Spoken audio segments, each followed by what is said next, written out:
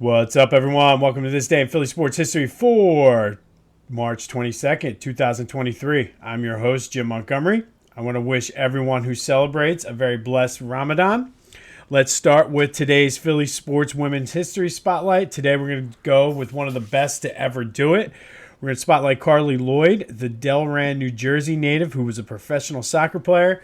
Carly started off at Rutgers, where she was four-time All-Big East. First Rutgers athlete of any sport to do that. She graduated as the all-time leader in points, goals, and shots. Then she played for a variety of pro teams throughout her career, but she probably made her mark most of all for her 16 years with the U.S. women's national team, where she scored 134 goals in 316 appearances. She was a six-time Algarve Cup winner, two-time CONCACAF Cup champion, two-time Olympic gold medal, one-time bronze medal winner, two-time World Cup champion, one-time runner-up. Probably her best year as a member of the U.S. women's national team was 2015. They won the World Cup. She won the Golden Ball, the Silver Boot. She was a World Cup All-Star. She had the goal of the tournament. Like I said, she's just one of the all-time best to do it. She's definitely made an impact throughout her playing career, but then afterwards with endorsements and things, you still see her promoting soccer for girls. She was very involved in the equal pay movement that the U.S. women's national team went so they could get paid just as much as the men.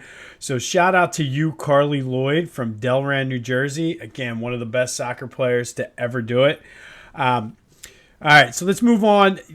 A couple things left over from yesterday. I was talking about the turf at the vet, and I could not remember the guy's name for the Bears. It was Wendell Davis, and he got his legs caught. I think it was like the second base cutout, and ended up tearing both of his patella tendons on the same play.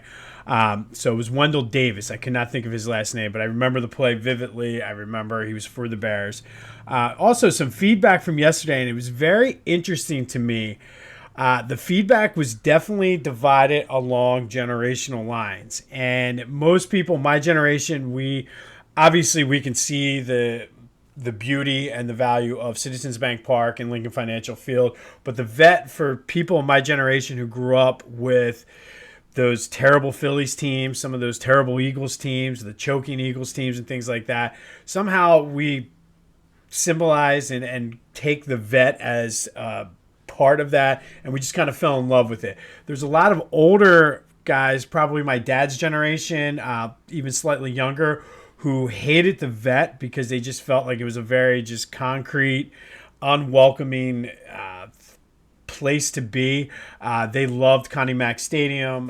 There was a couple bad spots, but they said the sight lines were better and this and that. And then you have we have a generation now of Philly and Eagles fans who've never even set foot in the vet, who are like, why would you love a stadium that old? So it was just interesting that it was definitely felt along generational lines. I'm not going to say boomer, Gen X, millennial, but it was just like I said, to me, it was interesting, the feedback that I got from that. So always welcome feedback. So please keep the feedback coming. Be sure to like and subscribe wherever you get your podcast.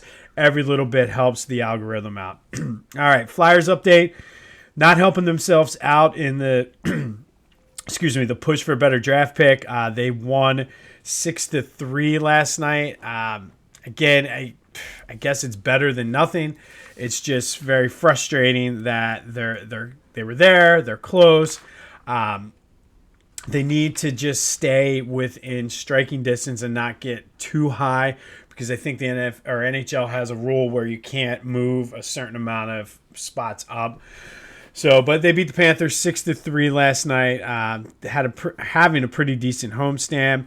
United States lost the World Baseball Classic to Japan. It was actually a pretty decent game. Got me, in the mood, ready for baseball.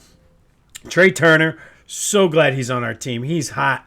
Season starts next week. He is going to be coming in ready to go. Same way with Schwarber, who had a big home run last night. So I'm very much looking forward to this upcoming Philly season. They get underway on Thursday. This week we will be, probably at this point it'll be tomorrow. I'll record it, possibly even Friday. But Phillies preview on Back to the Future, so stay on the lookout for that. while you're at it, go give some of the old episodes a listen and like and subscribe there as well. Some quick Eagles news.